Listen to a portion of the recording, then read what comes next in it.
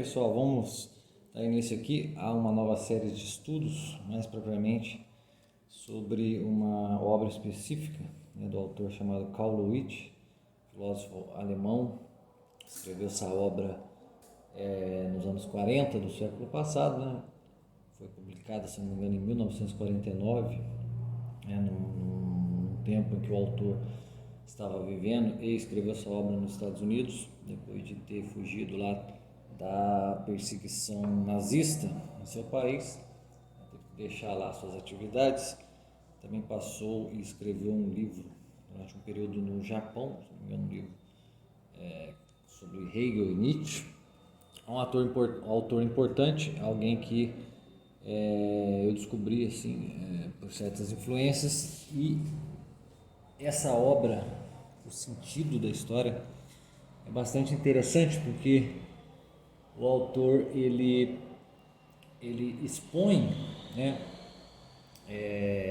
as diversas interpretações aí sobre um possível sentido da história de diversos autores de um modo regressivo, vamos dizer assim, desde da época contemporânea moderna até o mundo grego, por exemplo, e ele diz que essa regressão ele faz por três motivos. O primeiro deles, um motivo didático, por conta de que a interpretação teológica, vamos dizer assim, do tempo e do sentido da história se tornou tão alheia aos modernos que o progresso, tomou o lugar, por exemplo, do conceito de providência, que ele prefere, por questões didáticas, começar por aquilo que é mais familiar, então pelas aquelas teorias ou interpretações da história que são mais familiar à mentalidade moderna, certo? O segundo motivo, um motivo metódico, ou metodológico, Segundo ele, esta seria a forma adequada de abordar a história, Porque a história, no sentido regressivo, da sua própria natureza, Então, ele diz que, apesar de o estudo de história, mais especificamente desses conceitos, interpretativos sobre a história, ou o sentido dela, eles são sempre motivados tem sempre suas motivações presentes no próprio contemporâneo do autor, Então, de forma metódica, vamos dizer, como um método, a forma adequada é sempre partir da onde se está e regredindo, certo? Então, ele propõe esse método aí, tendo como intuito essa suposta familiaridade com os conceitos mais recentes, certo? E terceiro motivo que ele elenca aí logo no início da sua obra, para que ele faça ela ter esta forma, é um motivo substancial, vamos dizer assim, Segundo ele, a gente está já meio que no limiar, no fim da linha moderna, E aquela ilusão, vamos dizer assim, que o moderno tem de uma evolução progressiva que poderia eliminar o mal do mundo, é uma ideia, uma concepção que nem os antigos, nem os cristãos chegaram a conceber ou levar em consideração. Então, substancialmente, nós estamos numa época onde existem brumas, que nos foram deixadas, nos foram inoculadas aí pela atmosfera moderna, que nos remetem justamente ao problema do sofrimento, e de como extirpar esse sofrimento. Isso foi transferido para o plano da história, Então, o que ele quer dizer com isso, no meu ver? A substância do elemento histórico está intrinsecamente ligado à experiência da dor, do mal, do sofrimento, em vista da eliminação deste mal, desta dor, desse sofrimento. Tanto é que dois elementos predominantes aí nessa experiência do sofrimento estão no Ocidente, estão na figura de Prometeu e do próprio Cristo, da fé em Cristo. Prometeu mais como um rebelde e o Cristo mais como um servo, que aceita esse sofrimento, né? Prometeu aquele que quer se desfazer a todo custo dessas amarras do sofrimento. Então, a gente pensou aqui em fazer primeiro uma breve introdução, né, sobre as concepções aí, né, qual é o ponto de vista do autor, né, do Carl Luiz, e depois, né, em outras aulas, a gente ir pegando, seguindo a mesma cronologia dele, vamos dizer, regressiva, né, de autor em autor, tentar extrair dali, né, o máximo possível para a gente entender qual é a perspectiva de cada um deles, certo? Bom, como introdução ao assunto do livro, nós temos que primeiro ter a ideia clara de que o conceito filosofia da história, né, o termo, surge com Voltaire, ou seja, surge na época moderna, né? E Voltaire ele cunha esse termo na tentativa de transferir, né, vamos dizer assim, a responsabilidade perante a história, a vontade humana e a sua razão, certo? Então, já em Voltaire, a própria, né, cunhagem do termo filosofia da história, nós já vemos aí uma tendência a uma interpretação sistemática da história, pautada sempre no elemento vontade e razão humana, certo? Na verdade, o que Carl Luiz nos diz é que esse conceito filosofia da história, embora tenha sido cunhado por Voltaire, ele já começa, né, a existir, vamos dizer, ele está ali implícito lá na fé hebraica e cristã, né? E depois, com o passar do tempo, isso, né, até chegar em Voltaire, já se seculariza, né? E o esquema escatológico oriundo da fé hebraica e cristã começa a ser, vamos dizer, transformado num outro tipo de elemento, né? Um elemento, claro, que estruturalmente ainda continua escatológico, né? Mas que, vamos dizer, materialmente já parece ser outra coisa, que é justamente o progresso, né? O progresso, então, vai tomar o cunho, né, de uma finalidade escatológica, né? O escatom, que seria, né, o fim de tudo, o fim de um processo, né, ou o objetivo final, uma finalidade, ele vai se tornar aí, né, um elemento que está sempre em transformação, né, mas sempre em transformação com uma esperança, vamos dizer assim, uma expectativa para que se chegue a um resultado final desejável, certo? Isso daí já nos faz ter uma ideia aí dessa questão, né, substancial que o Carl Luiz diz como um dos motivos para fazer a história aí regressiva das ideias sobre o sentido da história, né? Então, quer dizer que uma espécie de esperança e expectativa na finalidade, né, começa a ser transmutada para a ideia de progresso. Então, somente o progresso poderia, vamos dizer assim, levar a cabo aquelas expectativas e esperanças do homem em vista da felicidade ou em vista de um futuro ideal, de uma ideia final, certo? Então, o sentido da história, como a gente já afirmou várias vezes e Carl Luiz também afirma, não pode estar nos meros acontecimentos, seja eles de que ordem for, acontecimentos de importância coletiva ou acontecimentos irrisórios que talvez ninguém perceba, né? Aquilo que a gente coloca no campo, às vezes até da história natural, né?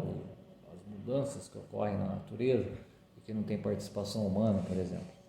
Então, o sentido da história não pode estar nos próprios acontecimentos.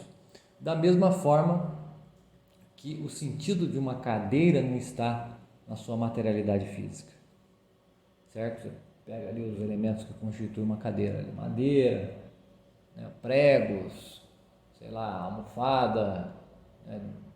Você junta todos esses elementos em vista de um objetivo, de um sentido, né, de algo que faz a cadeira ser cadeira. Esse sentido, essa objetivação do que é ser cadeira não está naqueles elementos que foram ali colocados ali numa certa ordem para que a cadeira surgisse. Mas o sentido da cadeira está fora desses elementos, né? Do mesmo jeito que o sentido da história só pode estar também fora dos acontecimentos que a constituem, certo? Então, o fim da história, o escatom da história, tem que estar, né, fora dela mesma, ou seja, num futuro que não seja simplesmente um próximo acontecimento, mas sim um algo, vamos dizer assim, que extrapola a própria história, que é justamente a ideia da história de salvação dos judeus e dos cristãos. Na história de salvação dos judeus e dos cristãos, na fé hebraica, a fé cristã, esse sentido pleno da história, dos acontecimentos, etc., está para além deles próprios, para além da existência das coisas, para além do próprio universo, do próprio tempo e etc., né?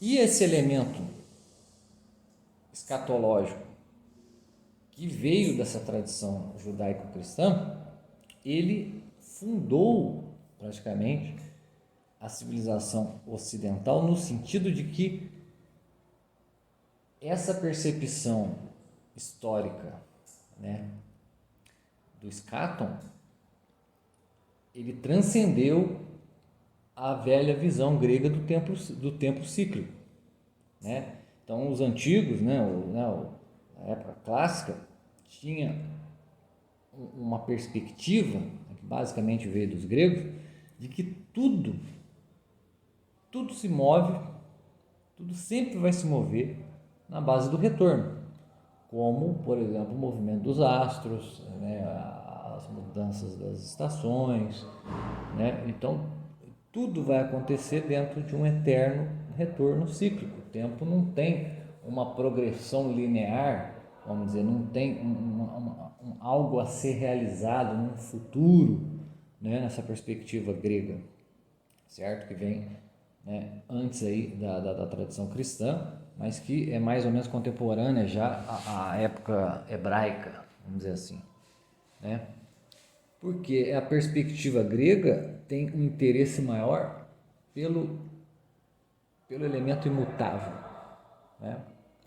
Tanto é que filosofia da história, se falasse em filosofia da história dentro dessa perspectiva grega, falasse isso para um grego, ia achar isso uma contradição de termos, certo? Então, esse interesse maior pelo imutável fez com que os elementos observáveis no tempo, ou seja, na mudança, que eram sempre retornados a um ponto, né, o ponto de partida, e dava aquela volta, e voltava nesse ponto de partida, e tudo começava e recomeçava, nascimento e degeneração, e nascimento e degeneração, quer dizer, esse ciclo fechado do tempo, né? O que era interessante nisso tudo? Era encontrar neste ciclo, através desse ciclo, o elemento imutável, certo?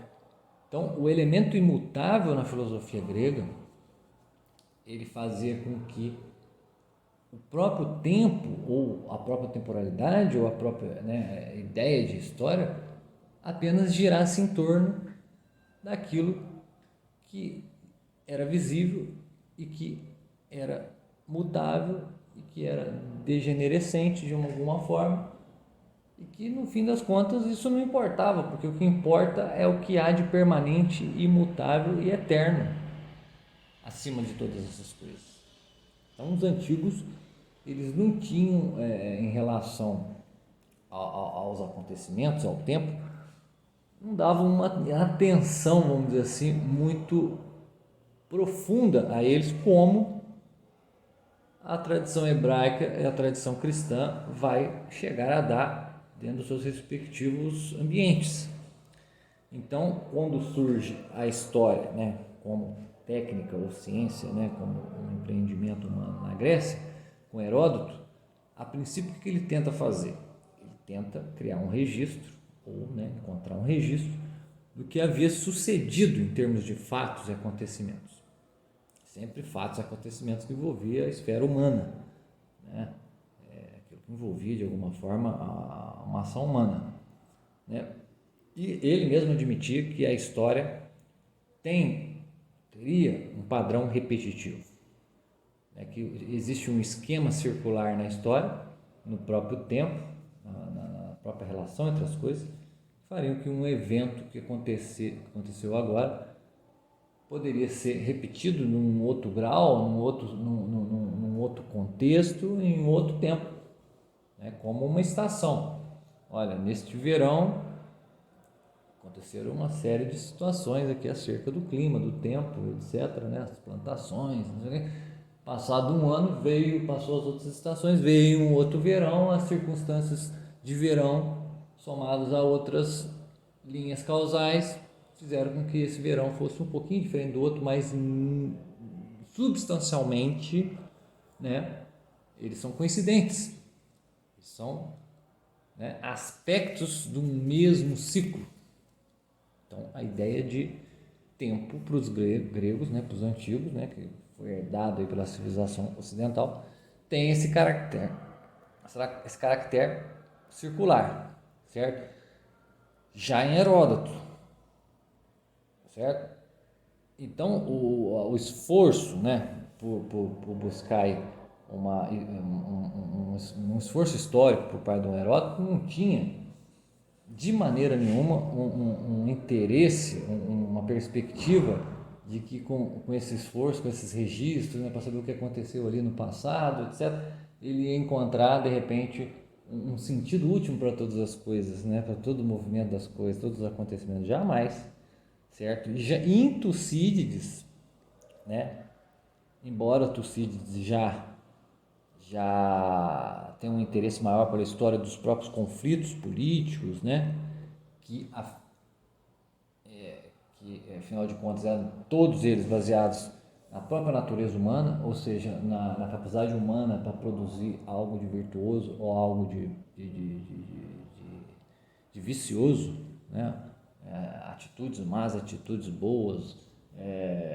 Então, Tucídides ele já vai mais para ele já procura a explicação para essas mudanças políticas, desses conflitos, né, na natureza humana, né, nos interesses pessoais dos homens, né? Então, homens maus produzem eventos maus, homens virtuosos produzem sociedades, políticas, etc., virtuosas. Quer dizer, Tucídides também tem, né, o padrão repetitivo herdado dessa tradição, da sua própria tradição grega, né? Enquanto Heródoto quer ali descobrir o que aconteceu, Tucídides já quer saber qual é a origem dos conflitos políticos, que estão todos fundamentados na natureza humana. Mas ambos ainda têm, né, esse conceito circular do tempo, dos fenômenos históricos, impregnado na sua mentalidade. Em Roma, Políbio já é o primeiro, segundo o Carl Luiz, que tem algo parecido com isso que judeus e cristãos, né? Vamos dizer assim, né? Algo parecido com o escatom, com um fim definido. Mas para ele o fim definido seria o fim da sua nação, né? A finalidade última da sua nação, que é o domínio do mundo. Ou seja, Roma, né, o escatom do mundo histórico para Políbio seria o domínio do mundo através de Roma. Mas aí já vê, né, que tem já um pensamento diferente. Ele já não está vendo só somente o aspecto circular do tempo, onde as revoluções vão existindo revoluções, né, do próprio tempo e dos acontecimentos dentro desse tempo. Mas ele já vê uma pequena ideia de progressão. Olha, Roma agora tem um domínio, sei lá, domínio aqui ainda pequeno sobre determinada parte do mundo, então vai chegar um momento lá no futuro que Roma vai conseguir efetivar um domínio completo do mundo. Então você já vê uma ideia de à frente, né? De futuro linear, né? De um objetivo definido, um fim definido, já em Políbio na Roma. Certo? Então, o pensamento dos antigos, ele guarda essa questão de relacionar o tempo a fenômenos que no fim das contas estão relacionados aos termos nascimento e morte, né? Nascimento e morte, surgimento e passagem, começo e fim, círculo, círculo, círculo, círculo, como das estações do ano. Quando adentra, vamos dizer assim, o elemento cristão ou hebraico-cristão, né? Vamos dizer assim, vamos passar a chamar agora aqui essa vamos dizer,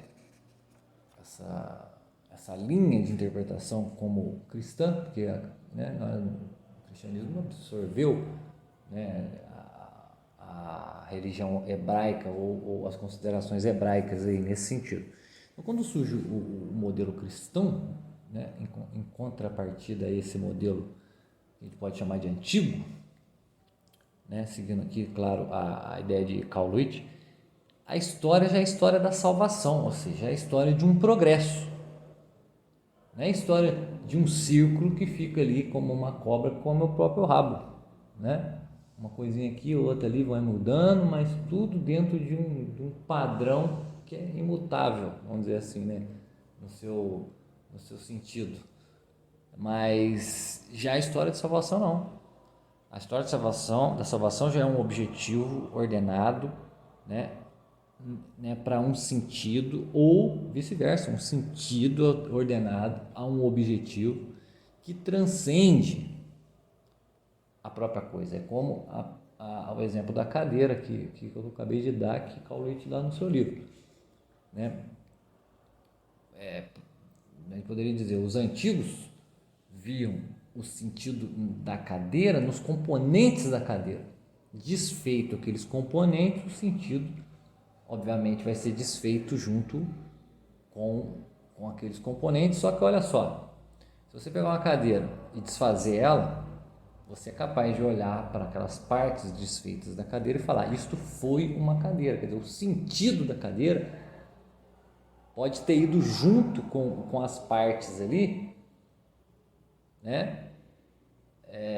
Num sentido prático, mas num sentido teórico não. No sentido teórico, a cadeira continua sendo cadeira, embora ela não possa mais ser cadeira no sentido prático. Agora, com a história da salvação, né, o sentido dos acontecimentos, né, está para fora deles, e, vamos dizer, é esse sentido que dá forma aos acontecimentos. Do mesmo jeito que o sujeito que constrói a cadeira, ele primeiro concebe a ideia de cadeira para depois ir lá e juntar os elementos e formar a cadeira, né, propriamente dita, né, o indivíduo cadeira ali, né, a cadeira singular. Então, o sentido dos acontecimentos já está ordenado a uma finalidade. Então, essas coisas acontecem, essas coisas estão encadeadas, estão acontecendo, estão seguindo um fluxo progressivo até esse derradeiro fim. Então, já existe aí uma ideia de futuro escatológico, um futuro que está fechado dentro de uma finalidade específica, e daí que vem a expectativa e a esperança. Então, quando a gente fala que o progresso, vamos dizer, substituiu esse escatom, ele substituiu no sentido de que, enquanto o fim está dado num futuro, né, vamos dizer, distante e fora do plano dos acontecimentos, na ideia cristã, vamos dizer assim, o progresso já exclui essa função do escatom, ou melhor, essa qualidade do escatom de ser algo que está fora, no sentido que está fora, transcendente aos acontecimentos, né? O sentido da cadeira que está fora da própria cadeira, vamos dizer assim, está para além da própria cadeira. Ele elimina esse sentido e traz ele, certo, para dentro da linha temporal. Então ele traz como se fosse existir, né, dentro desse progresso, uma linha final, ou seja, um acontecimento final que iria ser perpetuado como numa roda, como num círculo, como no pensamento antigo. Então, o que o pensamento moderno faz a respeito disso? Através da ideia de progresso, que é o que a gente vê aqui nas ideias de Carl Luiz.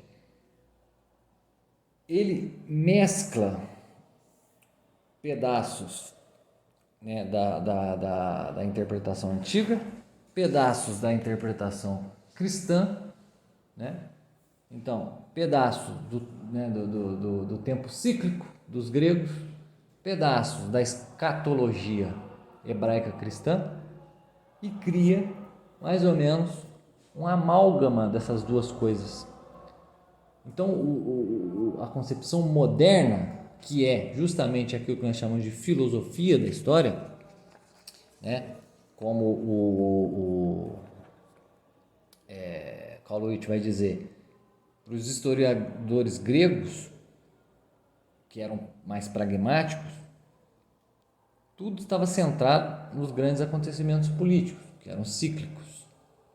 Para os padres da igreja, que eram mais teológicos, tudo estava centrado em acontecimentos supra-históricos, ou seja, a ação divina providencial em termos de criação, encarnação, consumação dos tempos. Enquanto isso, os modernos vão criar o quê? Que são o quê? Mais filosóficos. Acabam por secularizar os princípios teológicos, aplicando eles aos fatos empíricos. Então ele faz o que? Uma amálgama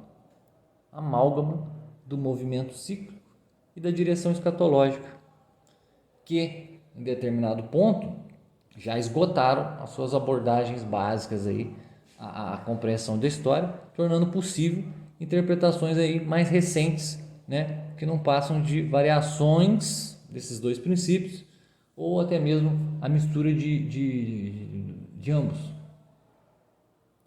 certo? O ambiente clássico ou o antigo, né, dos gregos, do tempo cíclico, em contraposição ao monoteísmo profético, vamos dizer assim, né, como diz o Carl Luiz, onde o mundo sempre está indo numa linha direta a uma melhoria final, como lá na profecia de Isaías, né, a Jerusalém celeste, uma expectativa e esperança de redenção.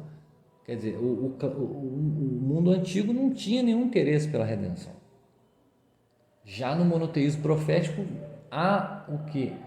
A grande esperança da redenção.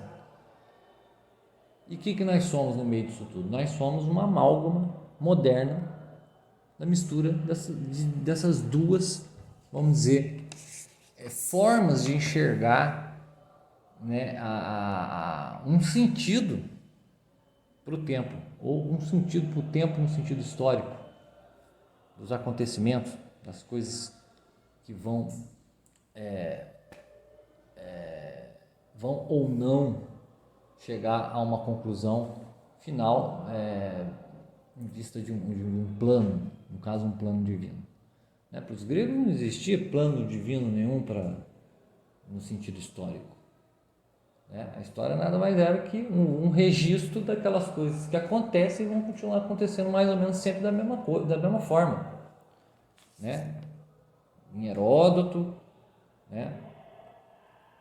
Em Tucídides, que já tem um interesse maior na história de eventos, né, políticos e os conflitos que fazem com que essas mudanças vão acontecendo, mas sempre dentro de um ritmo circular. Aí, quando chega a Roma, que é justamente o ambiente que absorveu essa cultura helênica, né, e pode ser considerado também um herdeiro da cultura helênica, num certo sentido. Roma, ela justamente é o pano de fundo, é o ambiente onde o monoteísmo profético vai inserir, vai derrubar, por exemplo, essas amarras da ideia circular da história. Políbio já dá um primeiro sinal ali de que poderia ter-se uma compreensão que fosse um pouco além, né, ou vamos dizer, construtiva na história. A história, ela pode vir a ser um instrumento do vir a ser, né, do desenvolvimento. Então, o que a gente quer extrair aqui da obra de Carl Lewis, né? Além de analisar ali as ideias dos principais autores que falaram sobre a história, desde Bucer, Hegel, Marx, até chegar lá no Agostinho, nos gregos. O que a gente quer pegar disso tudo? Que a orientação escatológica, no sentido da história, que tem que estar fora da história, né, ela foi secularizada pelo mundo moderno, por esses autores mais recentes, né, que foram desprendendo o elemento escatológico da sua verdadeira significação e foram transferindo para significações que estão embutidas, no fim das contas, em realidades naturais, do mesmo jeito que os gregos estavam vendo ali do mundo circular. Entendeu? Então nós vemos, por exemplo, que entre os gregos existia aquela lei geral da mutabilidade, que era a fortuna, né? A gente poderia traduzir como a sorte, né? Tipo assim, as coisas se deram dessa forma por sorte ou por azar, aquela coisa assim, e eles tinham lá um meio de descobrir, né? Tentar pelo menos sondar, né, os acontecimentos que poderiam acontecer sob a forma da adivinhação. Por quê? Porque no fim das contas tudo estava predeterminado, tudo já estava fazendo parte de uma ideia de destino. Então, como tudo era circular, tudo ia acontecer novamente de uma determinada forma, né, assim, com algumas diferenças, mas estruturalmente da mesma forma. Então nós poderíamos, né, segundo eles, aqui fazendo umas macumbinhas aqui, descobrir como é que vai acontecer ali na frente uma coisa ou outra. Já no ponto de vista da igreja, né, no ponto de vista cristão, a questão da predestinação já não é mais levada para esse lado da adivinhação, mas levada para o lado do que? Da providência divina, da ação de Deus e da sua revelação no mundo. Então, se algo está predestinado pela providência e não pelo ciclo interminável da história. E aí constitui também uma diferença entre os modernos e os antigos e os cristãos, né? Uma diferença radical aí que há entre, vamos dizer, os modernos, a maneira de pensar moderna e as outras duas, né? A antiga e a cristã. Que é justamente a falta de aceitação de um termo de orientação, vamos dizer assim. Os modernos não acreditam vamos dizer, num futuro orientado, né? Seja pelo destino, seja pela providência. Né? Aí o próprio Carl Lewis, na introdução do seu livro, ele vai falar Cito alguns exemplos. Tocqueville, né? Tocqueville, que acreditava no progresso da democracia. Mas o progresso da democracia para ele era algo como que a ação da providência divina no mundo. Então, aquele que tivesse contra a democracia e contra o desenvolvimento, né, da democracia, estaria contra o projeto de Deus. Então, o escáton divino é o progresso para a democracia. E você veja, a democracia é algo que está inserido na linha dos acontecimentos. Então, ele é um sentido que está dentro da própria história. Então, não pode ser o sentido da história. Já Spengler vai falar que os ciclos de vida sem finalidade objetiva, né, são os verdadeiros constituintes da história. Que no fim das contas, todos esses acontecimentos que são naturais e vão acontecendo sem nenhuma ordem objetiva final, vão ser meio que julgados num tribunal, né, sei lá, do mundo, vamos dizer assim, que não vai levar em consideração nenhum efeito moral. O que ele está fazendo com isso? Ele também está levando em consideração, ele também dentro do pensamento dele tem a forma estrutural de um escáton, porém preso dentro de uma roda circular dos ciclos de vida, conforme ele mesmo diz, né?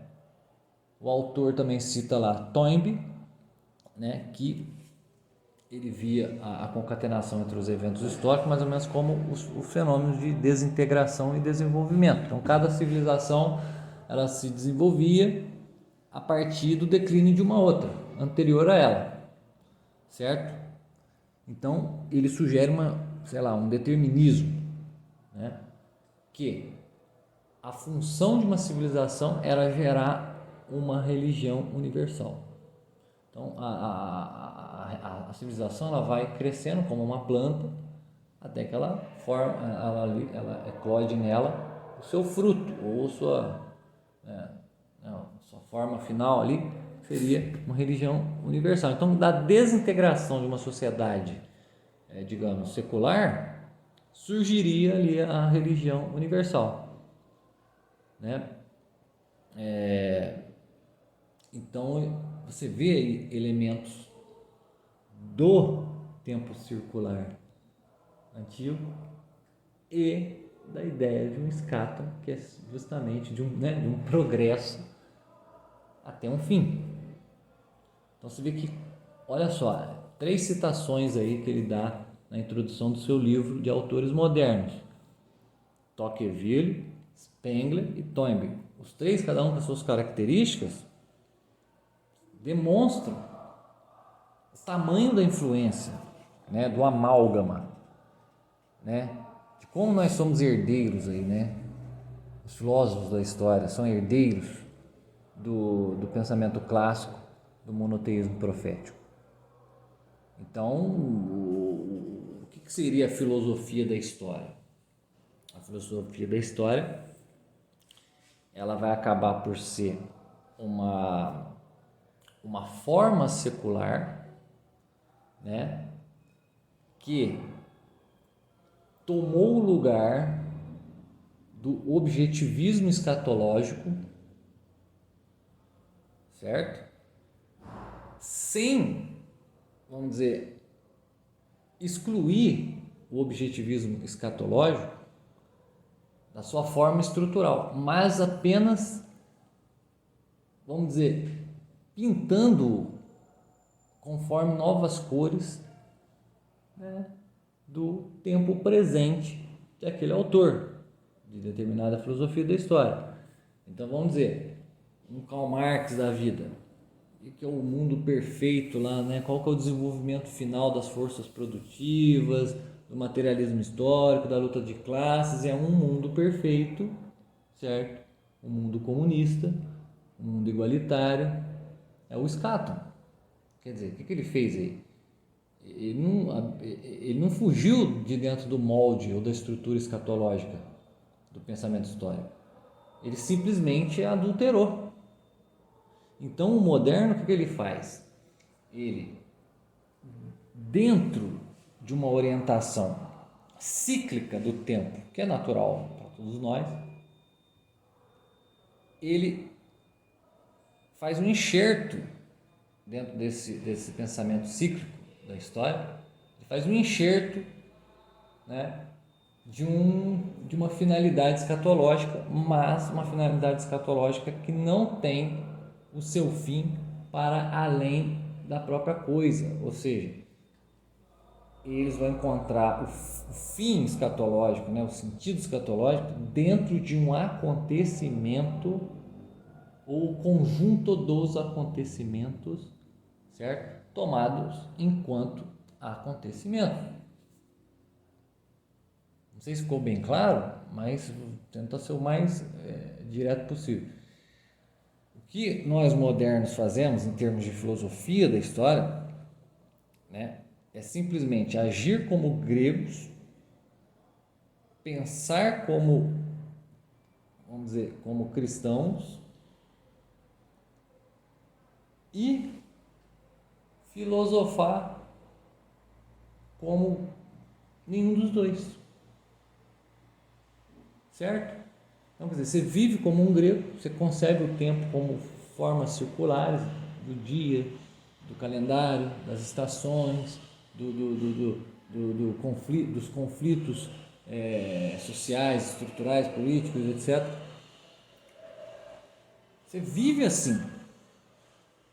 Aí você pensa como um cristão. Você pensa assim, todas essas coisas aqui podem ser direcionadas para um fim muito bom se a gente fizer assim, sabe? Então o progresso só vai chegar num fim bom, um fim feliz, um fim maravilhoso para todo mundo se nós fizermos isso, assim, assado. Então quer dizer, o homem ele acaba se tornando, na cabeça dos modernos, né, aquele que é responsável pelo escatom da história. Quando na verdade os cristãos não acreditam nisso. Nós cristãos acreditamos que o escatom está na mão de Deus, a própria ação divina. E é nele que vai ser, vamos dizer, vai ser reunido todas as coisas, sintetizado todas as coisas. Olha só, em Toynbee, ele tenta adaptar essa ideia do ritmo cíclico com a revelação progressiva, né? É o que nós modernos fazemos. A gente tenta adaptar as duas coisas, mas a gente não é nem grego e nem cristão nesse sentido. A gente é algo que está ali perdido entre as duas coisas. Por quê? Porque elementos estruturais das duas ideias foram amalgamadas de uma forma, vamos dizer, imanente, de uma forma assim, menor, né, do que aquilo que nós encontramos aí, por exemplo, na sabedoria cristã, certo? Ainda podia ser feita uma filosofia da história em vista dessa tradição cristã, dessa tradição, né, escatológica hebraica cristã. Por quê? Porque a visão profética deu origem ao nosso conceito de história, voltada para o futuro, né? Na transformação para esse futuro está implícito a ideia de progresso. Então, o que os modernos filósofos da história fizeram? Eles pegaram o que é uma característica, né, do conceito de história, da visão profética cristã hebraica, que suplantou, né, vamos dizer assim, a roda circular do pensamento grego antigo. Então, eles pegaram um elemento chamado progresso e tentaram expurgar o restante, que era caracterizado justamente por essa teologia da história, né?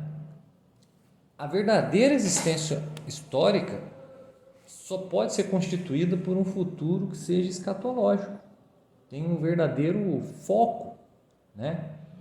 Algo delimitado, algo que tem um fim, mas algo que tem um fim, é delimitado, mas ele é articulado e preenchido por esse próprio objetivo. né? Carl Luiz vai usar um termo interessante, a bússola escatológica é que orienta a gente no tempo, como um ideal futurista, né? Orientado aí ao objetivo final da própria humanidade, certo? E o que a gente vê? A gente vê que essa bússola escatológica foi transportada, né? Assim, tiraram isso daí da cadeia do transcendente e trouxeram para a cadeia do imanente. Então é aquela coisa do Karl Marx, né? Só existe percepção, só existe aquilo que é percebido no momento, tudo o resto é ideologia. Então a cadeira está aqui, o sentido da cadeira é o sentido, só pode estar naquilo que está aqui, diante da minha percepção. Ah, mas eu tenho um conceito de cadeira aqui na minha cabeça. Não, isso daí é ideologia. Então o escatom cristão, né? O sentido objetivo da história para o cristianismo, não, isso daí é uma ideia. O fato é o seguinte: se a gente fizer determinadas mudanças sociais, se a gente fizer determinados movimentos aqui, se a gente determinar os acontecimentos nesse sentido, nós vamos encontrar numa cadeia progressiva de um futuro, né? Nós vamos encontrar um estado ideal, ou seja, nós vamos encontrar um ideal futuro. Então, aí está, vamos dizer assim, nesse assunto todo, aí está a base, por exemplo, do grande senso de desorientação geral aí da humanidade hoje em dia, né? A ideia de que as instituições, a humanidade, a política, a cultura, a economia, tudo progredindo, né, para um futuro, uma maior liberdade, com maior melhorias, né, com maior saúde, com maior melhorias em todos os sentidos, uma maior tolerância, né, um afastamento das antigas crendices, das antigas amarras do homem, ideias antiquadas que nós vamos deixando para trás. Tudo isso daí faz parte do quê? De uma ideia de progresso, né, que está dentro da interpretação da história por parte da igreja, ou por parte da cristandade, ou por parte do segmento religioso hebraico cristão, que suplantou a velha ideia grega, ou antiga, ou clássica, de um tempo circular e sem objetivo aparente, e sem progressão, sem linearidade até uma perfeição futura. Certo? Então, o pensamento antigo tinha uma deficiência. Claro, ele tinha uma eficiência também, né? Tanto é que todos nós nos orientamos diariamente conforme os ciclos do dia e anualmente conforme os ciclos do ano. Mas nós sabemos que nós vivemos os dias e os anos pessoalmente ou coletivamente em vista de um fim. Ótimo, mas quando esse fim é retirado da cadeia do transcendente e implantado, pregado, crucificado na cadeia dos eventos imanentes, né? Na evolução, no progresso contínuo da tecnologia, né? na valorização das novas ideias que já são, né, mais emancipadoras. Quando entra nessa parada, você se tornou, no sentido de Carl Ludwig, um moderno que já não é nem um grego, nem um cristão, nem um antigo, nem um profético, vamos dizer assim. E caímos aí mais ou menos num abismo assim de uma falta de identificação, certo?